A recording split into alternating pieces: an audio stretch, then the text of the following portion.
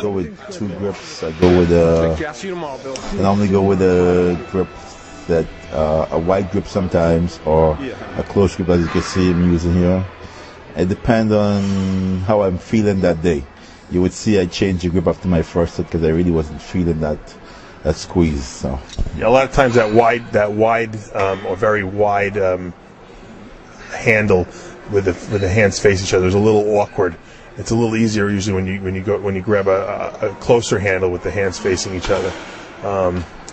But I know you're a creature of habit. We talked a little bit about this when we talked about your chest training. So for you do vary the handles though on this usually. I do vary the handles on this movement. I would again go back to getting that squeeze and making that contraction in my back. Well, it looks like here, I see you just setting up still and adjusting seats and everything like that. And once again, seat position is very important because if your legs are not comfortable on that pad, you're going to either come up too high and it's not going to keep you anchored, or it's going to put too much pressure on your quads, especially the size of your quads, and you're not going to get a good contraction. Yeah, that definitely happened to me on the first set. You would see it was definitely uncomfortable. My quads was being squashed, and I had to get up and lower the seat one more time. It definitely makes everything have to be perfect, especially on this movement. Luckily, here at Bev Francis Powerhouse, there's the equipment is really designed for big guys, and it's muscular guy friendly. I'd like to call it. The seat does go up a little higher, or I should say lower, so that you can fit your legs under the pad. I've trained at other gyms in the past, and they actually had to drill out the seat for me so they can lower it, because at one point my quads were too big to fit on there, and it's very uncomfortable. You can't go heavy if you can't anchor yourself. Tell us, I know this movement is a little harder because you are taking a wide grip to pull all the way down. Is this something usually? Is this typically your form? Yeah, this is typically my form right here. But you would see, like, for some reason I really wasn't feeling it. So you would see after my first set, I switched the ball right away to a regular straight ball, get a little closer of a grip. Yeah, it's very hard because you're putting your biceps in a very disadvantaged position, that wide facing each other, and I think that you're having trouble pulling it all the way down. And from what I've seen you do in the past, you tend to do full repetitions, full range repetitions. And dieting like this, and you're really not eating that much per meal, and you got to wait 4 meals to get to the gym. I mean, I used to like to just get it over with. What are you doing in between meals? Are you sleeping? Are you watching TV? What do you do to pass the time? Because I know at this point in time, you want to get to the show because you're miserable. I'm just relaxing, probably playing with my daughter, just she's jumping all over me, or just waiting for my next meal, because you feel like you need the calories, you need the extra calories in there. Your daughter keeps you busy, huh, between meals? Yeah, she makes your day go by fast. You're lucky, there you go. She makes it go by fast, yeah. There's an advertisement to have kids, right? Everyone's saying, oh, kids are no good if you want to be a bodybuilder, but when you're dieting, you got something to do, play with them.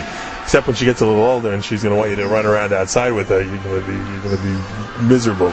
Yeah, when that come we handle it, but there's nothing like that. There's nothing that can replace that. Yeah, she's definitely if anyone can keep a smile on your face while you're dieting, you know that that's something good in your life. So she definitely keeps a smile. She's a cutie. All right, so how many sets are we doing here?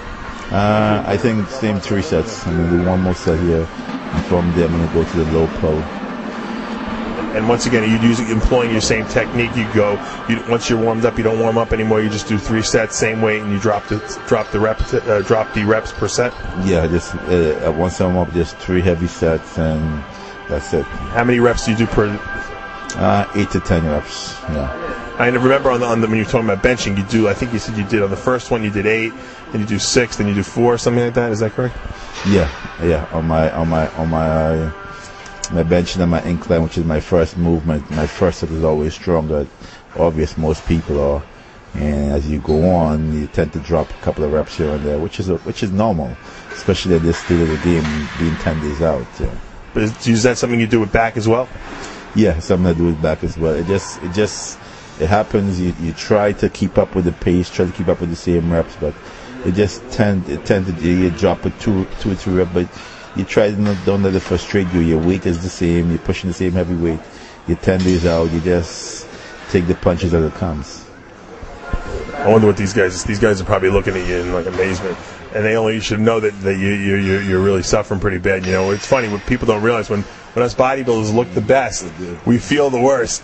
Yeah, people have no idea. It's like, wow, this guy is huge, but they have no idea what you're going through, what it takes to get there. Your last set, now you changed the bar? Yeah, I changed the bar for my last 2 sets because it really wasn't feeling proper. I wasn't getting the feeling with the first bar, so I did just 2 sets with this bar. Yeah. So you actually wound up doing about 4 sets then, right? No, I think same 3 sets. Yeah. You get 3 sets? Yeah, this is my first set right now. You gonna do another one with this? No, I think that's it after that. Oh, this is it. Okay. This you look a little more comfortable with this bar. And when you do pull downs, do you routinely not touch your chest with it, or is this just because of the grip width? It's just because of the grip. It wasn't. I wasn't feeling it properly. Yeah, I just wasn't feeling it that day. When you normally do these, do you touch your chest? Like I know you're usually a guy who does full range motion. Yeah, normally I touch my chest. Yeah, and I normally touch my chest for the first 6-7 reps. And as you go along, the way you get heavier, the last 2-3 reps, it doesn't happen. Right, you just cheat a little bit at the end, just to push out the last couple of reps, forced repetitions, what we like to call them. Your arms look like they came up quite a bit from the nationals there. They're looking pretty dominant, and I think that's going to be readily apparent when you get on stage in New York Pro. I think you're going to freak a couple people out. Now, we're taking for granted we're looking at all these videos and pictures of you. No one's seen this yet. This is going to probably go up on the site Monday before the show, and I think if your competitors watch this, they're going to be shaking in their boots. Yeah, hopefully I'll be there all alone at the show. A lot of people, do that. I've done that in the past a little bit because they feel that they're warmed up, and by the time they get to the compound movements, they can push harder and push more weight without worrying about tearing or pulling anything. Yeah, I think that's part of it, and I think part of it too is like the compound movement. I go all out also, and I go hard. So I think if I do the compound movement first, I won't be able to go back to my regular movement and do it as well as I would. So that's why I leave the compound movement for last, because I still blast it out hard. Now, some people would say, you don't need to do your legs first because your legs are so dominant, but that your back, is a body part you're trying to improve, and that maybe you should consider doing the compound movement first. Did you ever consider doing that? Not really, because it's pretty much the same for me. It's not like I go lighter on the bent over rows, or I go lighter on the deadlift. I still go with the same heavy weight. It doesn't affect my weight, so it's pretty much the same thing for me, so it doesn't affect me. So what you're saying to me, it doesn't matter what order you're doing it, you're lifting just as heavy on all the exercises. Lifting just as heavy on all the exercises. It's just a mental thing of just leaving it for last, so just pumping it out at the end of it. Well, only a freak, as we like to call it, in the most endearing of terms, of course, like yourself can pull that off. A lot of guys wouldn't be able to do it, especially when they're dieting on no carbohydrates. But you look like you're doing some pretty easy pull downs right now here. The weight seems like it's coming down pretty easily for you. I'm sure you're pretty warmed up right now. How does it feel? Now this is we're on the Thursday before the New York Pro, so you probably only have one back workout left, correct? Yeah, for one back workout left, I probably have one chest workout, maybe one leg workout left. Pretty much it is like just getting onto the end of the bitch right here. Well, like I said, these workouts are the most enjoyable, and they're the most hated because they're hated because you suck and win. They're enjoyable because you know that you're almost done. I don't know if they're enjoyable, although you're almost done.